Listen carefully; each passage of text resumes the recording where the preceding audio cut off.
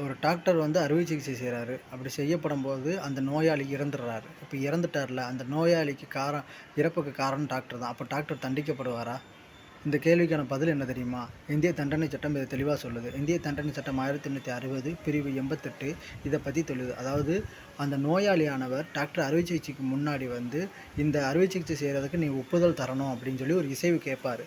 அந்த இசைவுக்கு அவர் வந்து அனுமதி தர்றதுனால, அது வந்து ஒரு தீங்கு ஆகாது. இத பத்தி தான் இந்த 88 பிரிவு சொல்லுது. ஐபிசி பிரிவு 88 என்ன சொல்லுது அப்படின்னா, ஒரு நபரின் நன்மைக்காக குற்ற எண்ணமின்றி அவருடைய நம்பிக்கையின் பேரில் செய்யப்படும் தீங்கு குற்றமாகாது. ஏனென்றால், இந்த அறுவை சிகிச்சையின் மூலமா அவருடைய நோய் குணப்படுத்தப்படும்ங்கிற ஒரு நன்மைக்காகவும், நம்பிக்கையின் பேர்ல தான் செய்றாங்க.